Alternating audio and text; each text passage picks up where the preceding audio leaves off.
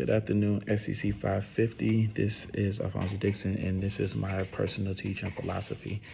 Ever since I've been in the program, I have definitely learned a great deal of knowledge from my mentor teacher to propel me to become a great teacher come when it's my turn to take over in my own classroom.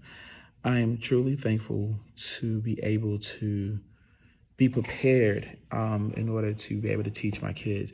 I have learned a great deal from my students that I have, and also be able to give them the tools and the knowledge they need in order to be great.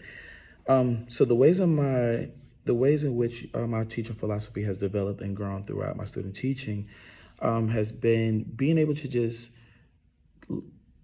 teach the skills to my kids that helps them, that's going to help them out to be great along the down the road. Because the class that I'm teaching is called American Literature, and unfortunately there is a test that is attached to it, and the kids do have to take it. So unfortunately we're having to teach towards the test. So being able to teach the kids, my philosophy is making sure that my kids really understand the strategies that we're teaching them, and also teaching them the things that are going to be beneficial to them, not just for the test, but something they can take when they go over to the next English class, and and be able to work with it. Some examples, for instance, like when I see my kids are actually learning the strategies, like for instance, we did a close reading strategy with my kids, and they had a great time with the close reading strategy. So the close reading strategy, they read the text 3 times. They, pretty much question and make predictions about what the text is about or what they want to know about the text. And watching my kids be able to come up with some of their predictions and, being able to understand how to do the close reading strategy is a great thing. Also, another great example that I can talk about is we're actually currently now doing a person in narratives. So my kids are actually working towards those narratives, and just seeing them be able to put their stuff together for the narratives are definitely very great. A description of how technology can be used to create better learning opportunities for students is just pretty much being that we're in a technological world, everything is all online, and especially being that the school year is virtual this year. It's definitely, they have all of the resources right at the hand of them, because we're not doing paper copies. Actually, let me go back. The kids are in the building for hybrid learning. So we have some kids in the building that have some kids online, and we are not doing anything that that's dealing with paperwork. So the kids are definitely being able to have everything at the reach for them. So that's definitely very great that they have. Because the world is the world is literally at their fingertips. Honestly, like they can easily just go online and pick activities, go like further learn the activities that we're giving them or the strategies that they're learning. So that's definitely something that's very great for them in a long haul. I guess like the strategies that I can have for implementing the Christian worldview values of compassion, promoting human flourishing, and behaving legally and ethically in my classroom is just pretty much just coming in as a professional educator. You just set those boundaries from the get-go, you know what I'm saying? And I think that sometimes sometimes teachers lose sight of that, because they really are genuinely wanting to, be there for the kids. I tend to think of myself as I make myself available for my kids, but then I also push them to be great. You know what I'm saying? You have to create a boundary when you're working with the kids.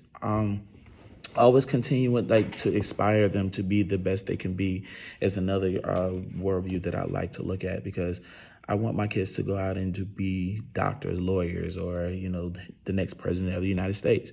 So I really show my kids that the sky's the limit. And, I'm very transparent with them too. So they also know that I'm, in school too. So a lot of my seniors that I have are just as excited because I'm doing the same thing that they're doing. You know what I'm saying? So they get to kind of see another person that's been in their shoes before and actually can go out and do great things.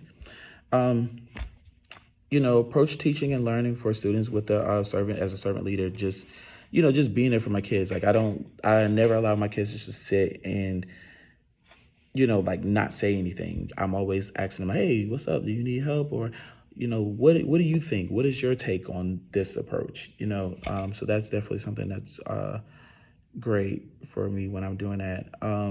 Be culturally responsive, I'm engaging with the kids all the time. I'm always advocating for social justice and just making sure that, you know, I want them to be the best and go out there and do great things. And, let's talk about it. What are y'all doing to be the better you? Um, and also to, like just learning all the kids' different learning styles. I mean, we have so many different learning styles in my class. It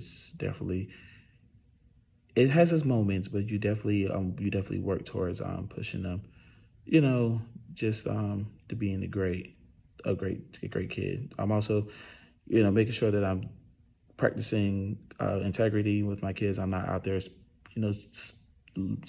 spewing out information about my kids, um, making them feel less than. I'm not doing anything that will hinder them from not feeling like they cannot put their all into it. So I'm definitely pushing my kids to always, always, always be the best they can be. Um, and also just being a life learner and just knowing that, guys, that learning doesn't stop. The learning process still keeps going. And I tell them, I actually just had a student just not that long ago who was, talking to just about, life and things like that. And I told him, I was like, bro, like life continues, like life learning continues on. Like it doesn't stop.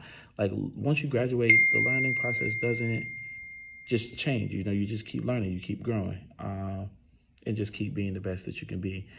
So I'm definitely taking the pledge to definitely be a teacher that will be a servant leader and to be the best teacher that I can be, and be all that I can be for my kids. And so yeah, so I thank you guys for your time.